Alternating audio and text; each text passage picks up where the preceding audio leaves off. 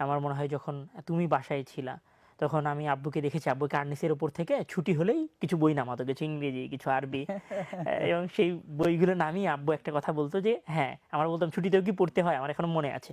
তখন আব্বু বলতেন যে ছুটিতে বেশি পড়াশোনা করতে হয়, এবং আব্বু আব্বু ওই একটা সময় প্রবাদ বাক্য বলতো, বলতেন প্রত্যেক উর্দু। ক্লাসে বলতো, এখনো বলে কিনা আমি জানি না, এখনকার ছাত্ররা বলতে পারবে, कि जिसने छुट्टी को छुट्टी समझा উসনে उसने ইলম কো इल्म খোয়া, को खोया।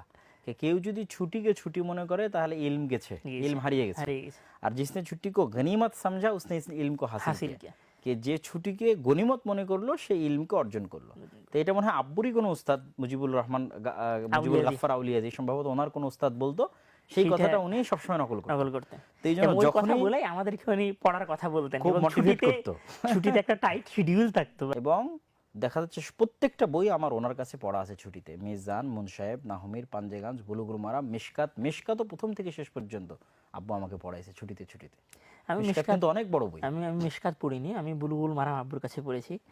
আর কেননা মিশকাত যে তারপরে বছরে পড়া, আদ-দুরুসুল লুগাল আরাবিয়া লিগারি নাতিকিনা বিহা, মদিনা আরাবিক হ্যাঁ, বুক এটা যেটা বলা এটা হয়, 3 এটা খণ্ড পুরো পর্যন্ত চার আব্বুর কাছে পার্টি পড়া। আব্বুর কাছে ছুটিতে শেষ করা আছে। 3 খণ্ড পর্যন্ত আব্বুর কাছে পড়া হয়েছে। তারপরে আমার মনে পড়ে যে আমিনুন নাহু, এটা আমাদের আরবি গ্রামারের অনেক গুরুত্বপূর্ণ বই। এটা আব্বুর সামনেই দাঁড়ায় আমি উর্দুতে শুনিয়েছিলাম আব্বুকে, একদম শুরু থেকে নিয়ে শুরু করে শেষ পর্যন্ত। এটা আব্বু এবং আম্মার উদ্যোগের কারণে সম্ভব হয়েছিল।